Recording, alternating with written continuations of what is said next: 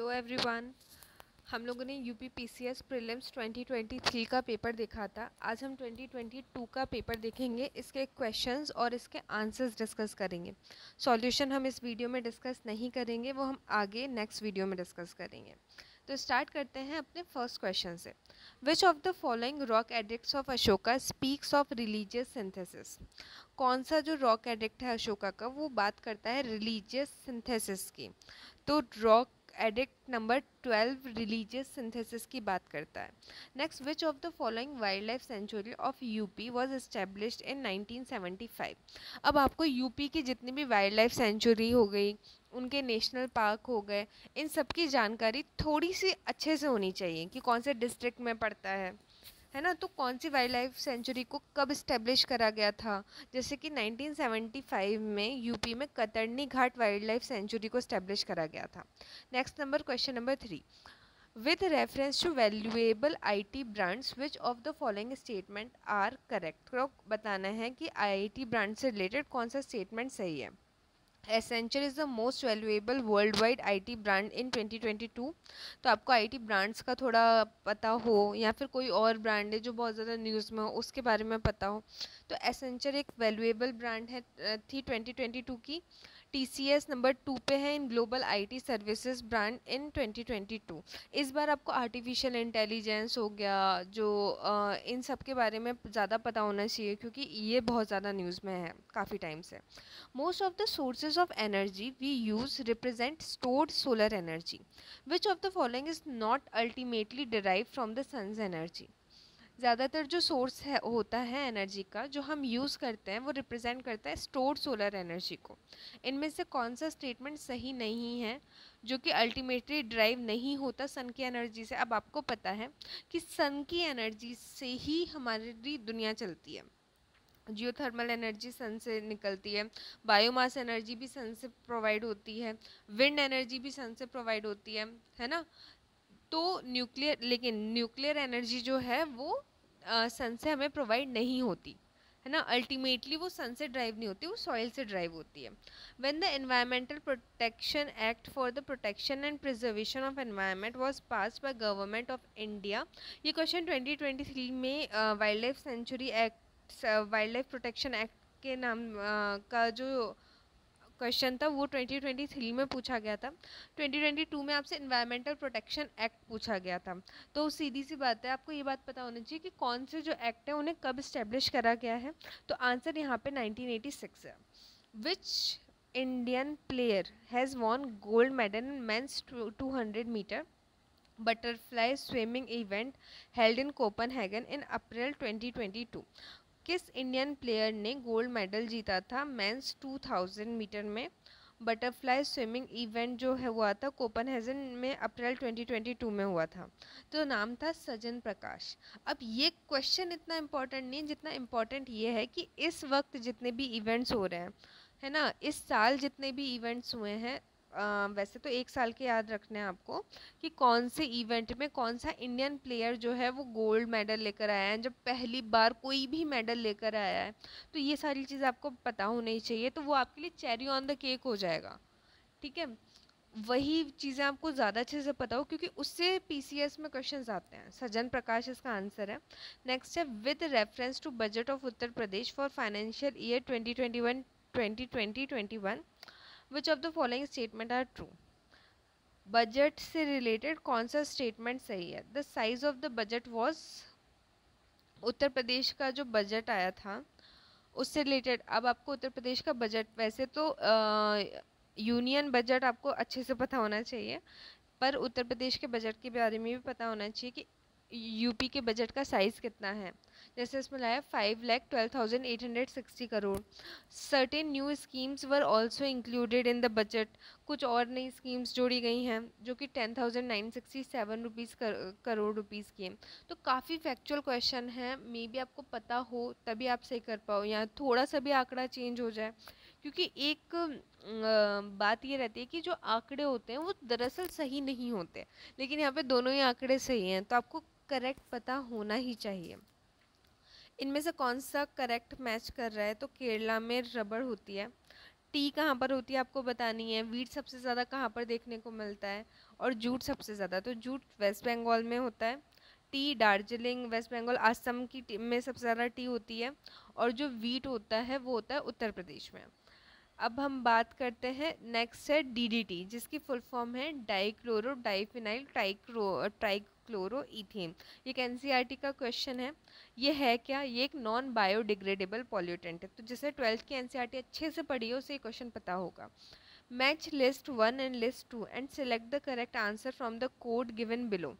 तो आपको लिस्ट 1 और लिस्ट 2 अच्छे से पढ़नी है और उन पर्सन्स और उनसे रिलेटेड जो एसोसिएटेड वर्क्स या फिर पोस्ट थी उनके बारे में बताना है।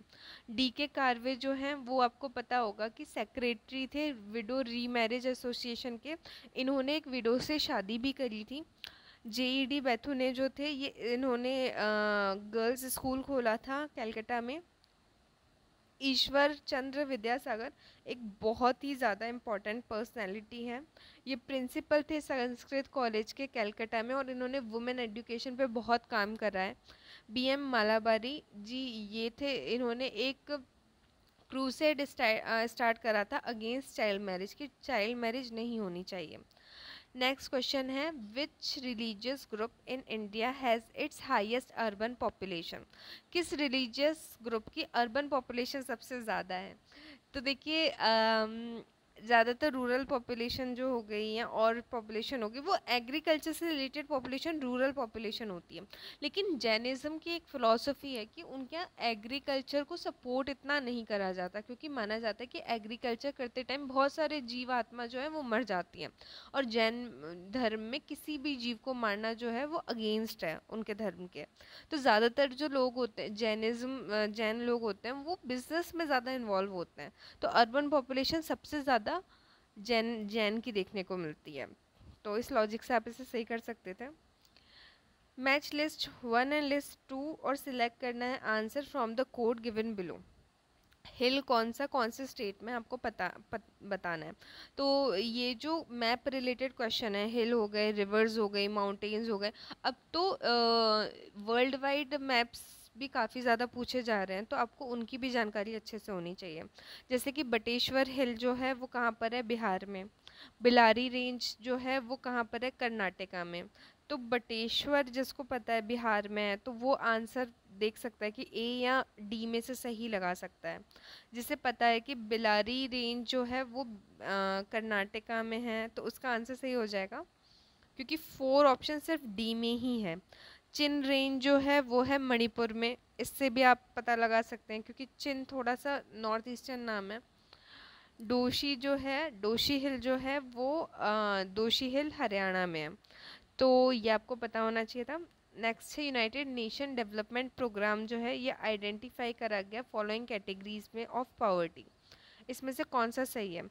यूएनडीपी किन कैटेगरीज को पॉवर्टी में रखता है? इनकम पॉवर्टी को मेंशन करता है? बिल्कुल करता है। ह्यूमन पॉवर्टी को करता है? दोनों को करता है। Which one of the following is not correctly matched? इनमें से कौन सा करेक्टली मैच नहीं है? Bharat aluminium company limited Korba में है एल्यूमिनियम प्लांट। अब आपको एल्यूमिनियम प्लांट हो गए, न्यूक्लियर प्लांट हो गए, थर्मल पावर प्लांट्स हो गए, इनकी जानकारी थोड़ी सी होनी चाहिए। तो भारत बाल्को जो है वो कोरबा में है। Indian aluminium company limited Hirakud में है। मद्रास एल्यूमिनियम कंपनी लिमिटेड जो है वो चेन्नई में नहीं है। हिंदुस्तान एल्यूमिनियम कॉरपोरेशन लिमिटेड जो है वो रेणुकूट में है। तो कोरबा, हीराकुड और रेणुकूट ये वाले स्टेटमेंट सही थे। कौन सा गलत हुआ? मालको गलत हुआ है।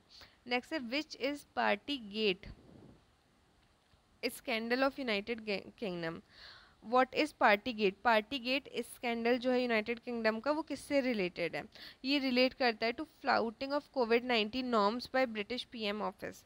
जो कोविड-19 के नॉर्म्स ब्रिटिश पीएम ऑफिस से निकल रहे थे उसको पार्टी गेट स्कैंडल कहा जाता है यूके का। Consider the following political parties and arrange them in the chronological order of their establishment. आपको बताना है कि कौन कौन सी जो पॉलिटिकल पार्टीज़ हैं उनके बारे में और उनको क्रोनोलॉजिकल ऑर्डर में अरेंज करना है। तो कब कब वो इस्टेब्लिश हुई थी। तो सबसे पहले इनमें से Bahujan Samaj party, Samajwadi party, Telugu Desam party और ऑल इंडिया तृणमूल कांग्रेस, इन सब में से सबसे पहले कौन सी पार्टी इस्टेब्लिश हुई थी? तेलुगु देशम पार्टी हुई थी। इसके बाद में बहुजन समाज पार्टी इस्टेब्लिश हुई थी, फिर समाजवादी पार्टी इस्टेब्लिश हुई थी, फिर ऑल इंडिया तृणमूल कांग्रेस हुई थी। तो सबसे पहली जो पार्टी थी वो तेलुगु देशम पार्टी थी।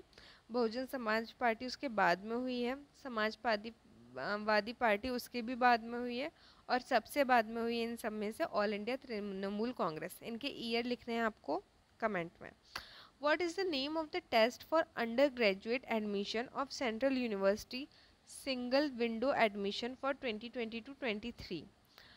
क्या नाम था जो टेस्ट था for under graduate admission in central university single? तो अभी ये काफ़ी न्यूज़ में था, CUET नाम रखा गया है, जो सेंट्रल यूनिवर्सिटी के लिए एक ही टेस्ट होगा, उससे आपको सेंट्रल यूनिवर्सिटी मिलेगी। Poverty is regarded as a social problem. Poverty एक सोशल प्रॉब्लम है which was the outcome of survey research on poverty in London. किस स्कॉलर की रिसर्च थी ये? तो चार्ल्स बूथ की रिसर्च थी। उसने बताया था कि पॉवर्टी जो है वो एक सोशल प्रॉब्लम है। Consider the following events of the reign of Aurangzeb, और औरंगजेब के रीजन में जो जो इवेंट्स हुए उनको आपको क्रोनोलॉजिकली अरेंज करना है।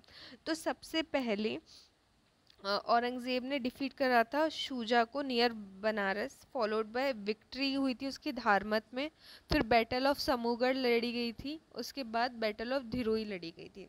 तो औरंगजेब के जितने भी इवेंट्स थे वो क्रोनोलॉजिकल ऑर्डर में आपको याद होने चाहिए, यानी कि जितने भी ये काफ़ी फैक्चुअल है और आपको मिडिवल PCS में थोड़ा ज़्यादा पूछा जाता है, तो उसकी अच्छे से जानकारी होनी चाहिए।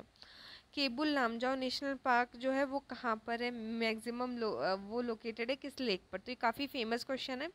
केबुल लामजाओ नेशनल पार्क इकलौता फ्लोटिंग नेशनल पार्क है, ये लोकतक लेक मणिपुर के ऊपर लोकेटेड है। Match list 1 and list 2 and select the correct answer. Pacific ocean maximum का डीपेस्ट पॉइंट कौन सा है? तो आपको पता होगा इसका डीपेस्ट पॉइंट मरियाना ट्रेंच। काफ़ी नोन क्वेश्चन है, बचपन की GK की बुक्स में पढ़ाया गया है। तो पैसिफिक का जो मैक्सिमम डीपेस्ट पॉइंट है मरियाना ट्रेंच है। आप A और B में से सिलेक्ट कर सकते हो एक आंसर को। फिर आर्कटिक का आपको पता होना चाहिए, मोलोए है उसका। अगर इंडिया का तो पता ही होगा, सुंडा ट्रेंच है ना, तब भी A और B में कन्फ्यूज़न हो रहा है। अटलांटिक का प्योर्टो रिको ट्रेंच है। तो पैसिफिक और इंडिया का पता है तो आप दो ही ऑप्शन पर आ सकते हो, लेकिन अगर आपको आर्कटिक का भी पता है, मोलोय द्वीप, तो भी आप सही आंसर लगा सकते हो। Next question number 22। The audit report of controller and auditor general of India is examined by. जो ऑडिट रिपोर्ट होती है कैग की, वो कौन एग्जामाइन करता है? पब्लिक अकाउंट कमेटी एग्जामाइन करती है। नेक्स्ट है, according to global business cities index of January 2022 which of the following is top business city in the world. तो आपको इंडेक्स पढ़ने होंगे, आपको इंडेक्स पता होने चाहिए। कौन सी टॉप बिजनेस सिटी है वर्ल्ड की? Hong Kong is the top business city in the world. Which one of the following is not an example of biomass energy source. इनमें से कौन सा बायोमास एनर्जी का एग्जाम्पल नहीं है? तो न्यूक्लियर एनर्जी एग्जाम्पल नहीं है, वुड है, कोल है, डंग है, लेकिन बायोमास एनर्जी न्यूक्लियर एनर्जी नहीं है। Which of the following is not a green house gas. इनमें से कौन सी ग्रीन हाउस गैस नहीं है? Argon. Argon green house gas नहीं है। आपने सुना होगा CFC chlorofluorocarbon is a green house gas, carbon dioxide is a green house gas, methane is a green house gas. Match list 1 and 2, select the correct answer from the code given below. MS Swaminathan किससे related है? Green revolution, आपको पता ही होगा MS Swaminathan green revolution से related है। Answer आपको पहले में ही आ गया। वर्गीस कुरियन जो है वो मिल्क प्रोडक्शन से रिलेटेड है। अब फिर बात आती है LK झा और मोरारजी देसाई की। तो LK झा जी जो हैं वो इकोनॉमिक एडमिनिस्ट्रेशन रिफॉर्म्स से रिलेटेड थे, और Morarji Desai social control on bank से कंसर्न करते थे। Who among the following have signed the agreement to resolve Assam Meghalaya border dispute in March 2022? किसने साइन करा एग्रीमेंट रिजॉल्व करने के लिए आसाम मेघालय बॉर्डर डिस्प्यूट को? तो चीफ मिनिस्टर जो थे आसाम और मेघालय के, इन्होंने बैठक कर दी थी और उस मुद्दे को रिजॉल्व करा था। Which one of the following is targeted group under प्रधानमंत्री स्वनिधि स्कीम। स्वनिधि स्कीम जो है वो स्ट्रीट वेंडर्स के लिए है। इसके तहत 10,000 रुपये का जो कोलेटरल फ्री लोन है वो स्ट्रीट वेंडर्स को दिया जाता है, जो धीमी धीमी किस्त में लौटा सकते हैं। Arrange the following countries on the basis of human development index. तो आपको कंट्रीज बतानी है जो कि, एक सेकेंड,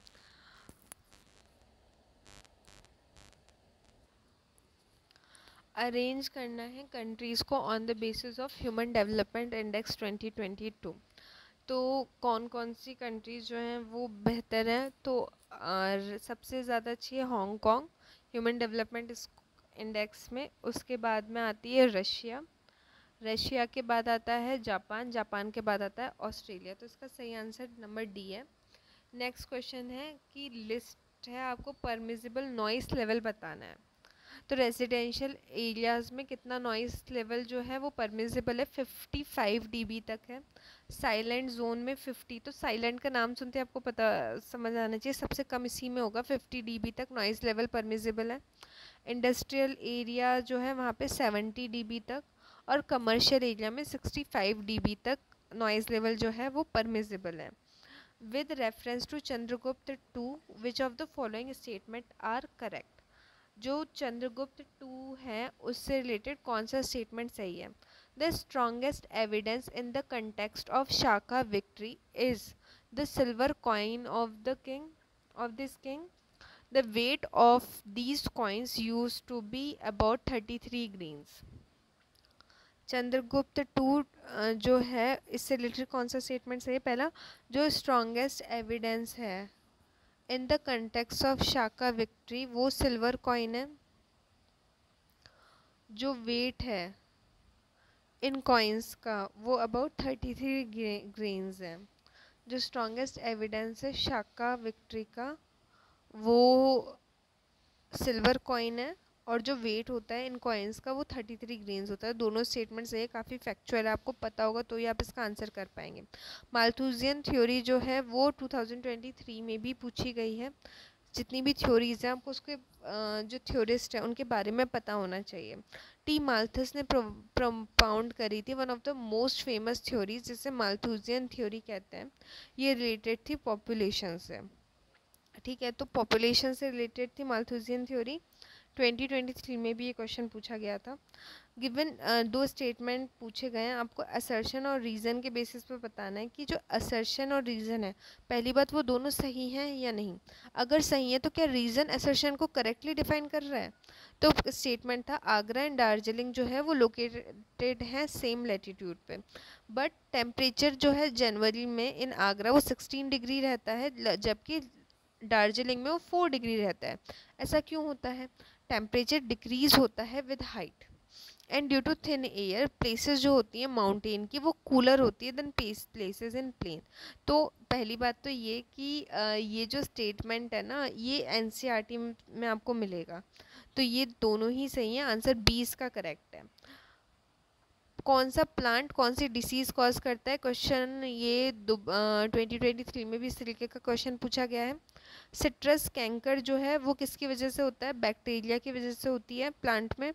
रेड रॉट डिसीज़ जो होती है वो फंगस की वजह से होती है, ज़्यादातर रॉट डिसीज़ जो भी होती है ना वो फंगस की वजह से होती हैं। कृष्णाकांत डिसीज़ ऑफ पोटैटो जो है ये ऑक्सीजन की डेफिशिएंसी की वजह से होती है। और साहू डिसीज़ ऑफ वीट ये इंसेक्ट की वजह से होती है। तो इसमें सिर्फ एक आपको सिट्रस कैंकर पता हो या फिर आपको रेड रॉट डिसीज़ के बारे में पता हो, आपका आंसर निकल जाएगा। ज़्यादातर रॉटन डिसीज़ जो होती हैं वो फंगस की वजह से होती हैं। With reference to Commonwealth Games schedule in 2022 and 2026 कौन सा स्टेटमेंट सही है। कॉमनवेल्थ गेम्स जो हैं वो बिर्मिंघम इंग्लैंड में हुए थे जुलाई से अगस्त 2022 के बीच में, और कॉमनवेल्थ गेम्स जो हैं वो विक्टोरिया ऑस्ट्रेलिया में होंगे 2026 में। तो दोनों ही स्टेटमेंट सही हैं। अब बात यह है कि जो भी गेम्स होने वाले हैं जैसे ओलंपिक्स हो गए, कॉमनवेल्थ हो गए, एशियन गेम्स हो गए, इनके बारे में आपको पता होना चाहिए कि किस ईयर में हुए हैं, कहाँ पर हुए हैं और नेक्स्ट टाइम कहाँ पर होने वाले हैं। 2 टाइम का शेड्यूल आपको पता होना चाहिए, आगे और पीछे का। Atmosphere of Saturn contains which one of the following gas in large quantity. जो एटमॉस्फेयर है सैटर्न का, वो कौन सी गैस कंटेन करता है लार्ज क्वांटिटी में? मीथेन।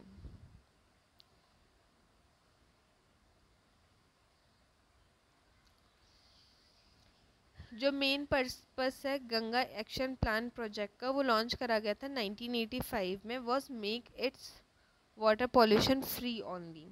जो मेन पर्पस था गंगा एक्शन प्लान प्रोजेक्ट का, वो ये जो प्रोजेक्ट था वो 1985 में लॉन्च करा गया था, to make its water pollution free only, है ना। यूटिलाइज करना वाटर को इरिगेशन के लिए, नए डैम बनाना नहीं, सिर्फ वाटर पॉल्यूशन फ्री करना था इसका मकसद। Next question number 38, given below are 2 statement, assertion and reason है, आपको बताना है कौन सा सही है, और अगर सही है तो रीज़न का करेक्टली एक्सप्लेन कर रहा है एसर्शन को। 73rd अमेंडमेंट आपको पता होगा किससे रिलेटेड है? पंचायत से रिलेटेड है। It is considered to be watershed in the history of local self government in India, बिल्कुल सही स्टेटमेंट है। 73rd constitution amendment conferred the much coveted constitutional status on panchayat, तो ये भी सही है। तो आंसर इसका बी होगा, क्योंकि रीज़न करेक्टली एक्सप्लेन कर रहा है असर्शन को। Which state of India has launch the country's first digital water data bank aquarium for clean water and water security in April 2022। कौन सा जो स्टेट है उसने लॉन्च करा कंट्री का पहला digital water data bank aquarium? Answer है कर्नाटका। हु Which state of India has launched the country's first digital water data bank aquarium for clean water and water security in April 2022? तो कर्नाटका ने launch करा था aquarium.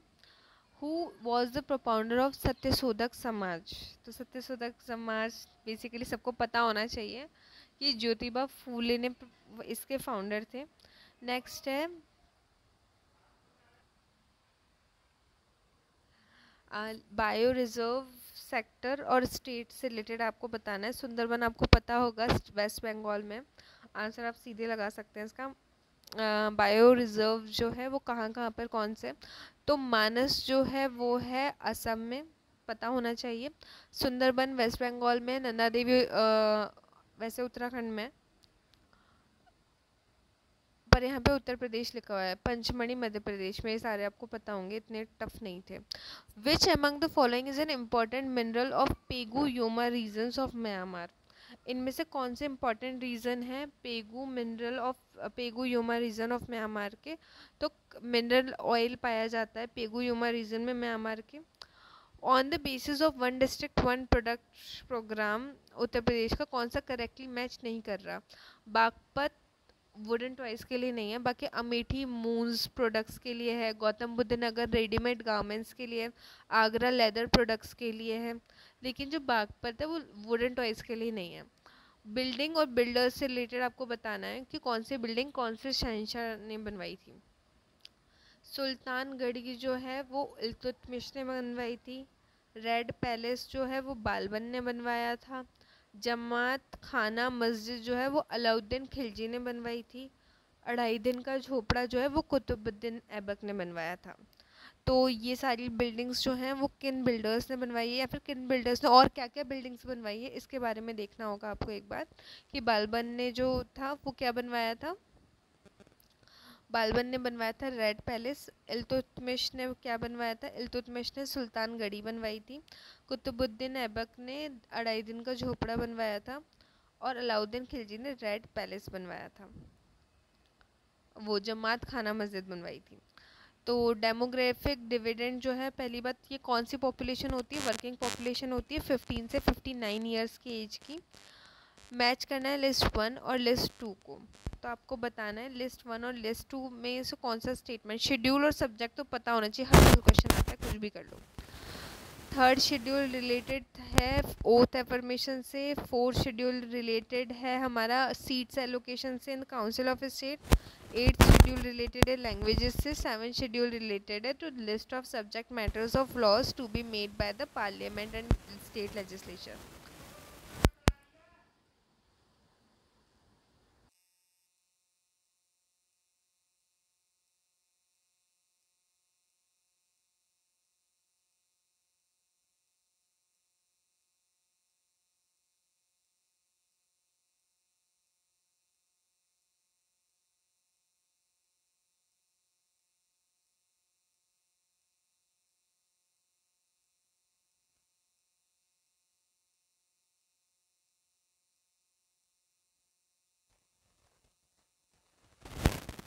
Assam है और पलानी जो है हिमाचल प्रदेश में। नेक्स्ट कौन सी कमेटी कब अपॉइंट करी गई थी? तो बलवंत राय, ये 2023 में भी कमेटी से रिलेटेड क्वेश्चन है। बलवंत राय मेहता कमेटी ने क्या रिकमेंडेशन दी थी आपको? ये सारी चीज़